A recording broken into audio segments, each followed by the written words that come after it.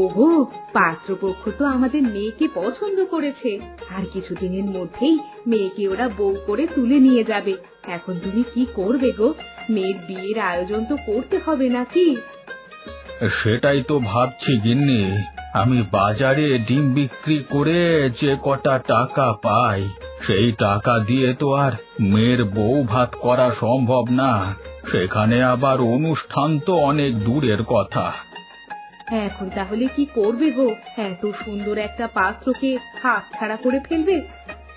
না গিন্নি, পাত্রকে তো আর হাতছাড়া করতে পারি না, কিন্তু বিয়ের যে আয়োজন অনুষ্ঠান সেগুলো আমি কিভাবে করব সেটাই তো বুঝতে পারছি না। এদিকে বাজারে মাছ মাংসের তো মেলা দাম, অত দাম দিয়ে মেয়ের বিয়ের অনুষ্ঠান কিভাবে করব কিছুই মাথায় ঢুকছে না। ওগো, আমি তোমাকে বলি কি শোনো, বাজারে রুস্তম কসাইয়ের কাছে যাও, তাকে বলো আমাদের মেয়ের বিয়ের জন্য যেন কিছু মাংস বাকিতে দেয়, পরে তুমি ডিম বিক্রি করে সেই টাকা পরিশোধ করে দিবে। আরে বাহ, কথাটা তুমি মন্দ বলনি তো। কিন্তু রুস্তম কসাই কি আমাকে বাকিতে মাংস দেবে? কেন দিবে না শুনি? তোমার যে ডিমের ব্যবসা আছে, ওই ডিম বিক্রি করে তুমি তার বাকি টাকা পরে পরিশোধ করে দিবে। দেখবে সে তোমার কথা ফেলতে পারবে না। তুমি এত করে যখন বলছো, তখন একবার গিয়েই দেখি, যদি কাজ হয় তাহলে মেয়ের বিয়েটা বড় একটা অনুষ্ঠান করে দিতে পারবো।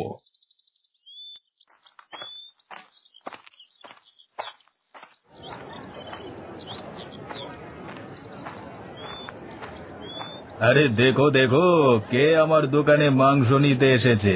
তো যতীন বাবু, তোমার ওই ডিমের দোকান কেমন চলছে? নিশ্চয়ই ভালো, তাই তো মাছ ছেড়ে মাংস নিতে এসেছো দেখছি। আরে না না রুস্তম ভাই, আমি তোমার কাছ থেকে মাংস নিতে আসিনি। আমি এসেছি তোমার কাছে একটা সাহায্য চাইতে। না না, একটা বিপদ থেকে উদ্ধার পেতে আর কি।